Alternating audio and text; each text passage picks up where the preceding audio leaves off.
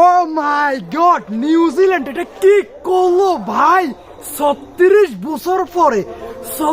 বছর পরে ইন্ডিয়াতে গিয়ে ইন্ডিয়াকে ভাই ওডিআই সিরিজ হারিয়ে দিল ভাই। ইন্টারেস্টিং ব্যাপার হচ্ছে যাই তারা এই সিরিজের প্রথম ম্যাচ হেরে যাওয়ার পরেও এইভাবে তারা 2টা ম্যাচ ইন্ডিয়ার সাথে জিতে সিরিজটা উইন হয়েছে। এবং এর থেকেও বড় ইন্টারেস্টিং ব্যাপার হচ্ছে কি জানেন, এই নিউজিল্যান্ডের এই দলটা একদম এ দল নয়।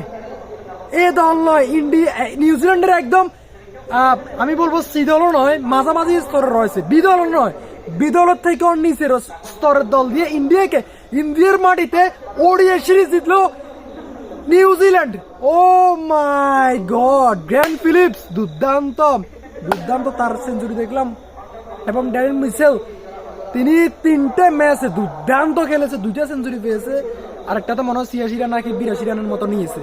ওভারঅল দুর্দান্ত তার পারফরমেন্স ছিল অ্যাজ এ ক্যাপ্টেন, দুর্দান্ত।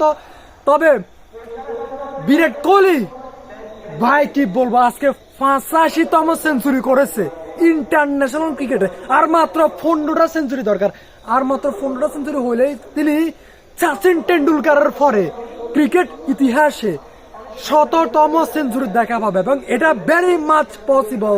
আই থিঙ্ক আমার কাছে মনে হয় যে এই যে 27 ওডিআই বিশ্বকাপে সে 100তম সেঞ্চুরি দেখা পাবে, 100তম সেঞ্চুরি দেখা পাবে। এবং এটা হবে যাই ক্রিকেটের one of the biggest thing যে 27 টি20 ওয়ার্ল্ড কাপে আপনার ইন্ডিয়া ভেরি মাচ স্ট্রং দল। তারা হয়তোবা তারা এখন বর্তমানে সন্দেহ নাই, ওডিআইতে তারা দুর্দান্ত ভাই শ্রীলঙ্কার সাথে হেরেছে, অস্ট্রেলিয়ার সাথে হেরেছে, এখন নিউজিল্যান্ডের সাথেও হেরেছে।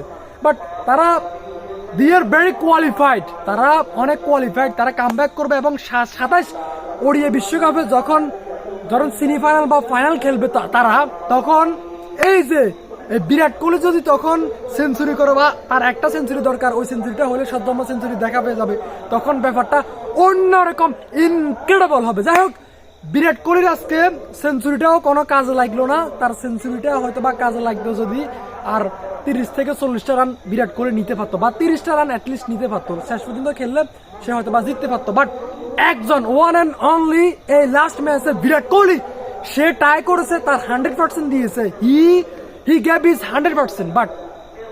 বাট আলটিমেটলি ম্যাচটা আসলে হেরে গেল, লাস্টে সে একটা 6 মারতে গিয়ে আউট হয়ে গেল। বাট এটা হয়, কিন্তু তার ইনিংসটা দুর্দান্ত।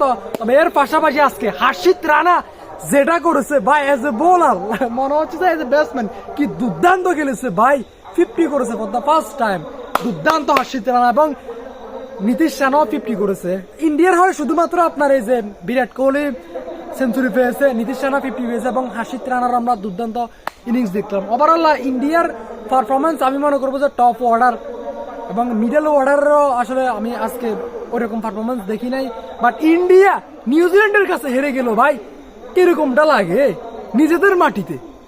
India very strong side, but ওডিআইতে তারা এবং টেস্টে তারা কি খেলতেছে এই মুহূর্তে আমরা বুঝতে পারতেছি না। আসলে টি20তে দুর্দান্ত রয়েছে, বাট এই 2টা ফরম্যাটে আমার কাছে অন্যরকম লাগতেছে। যাই হোক, আপনাদের মতামত জানাবেন এবং দেখা হবে আপনাদের সাথে পরবর্তী কোনো ভিডিওতে। আল্লাহ হাফেজ, আসসালামু আলাইকুম।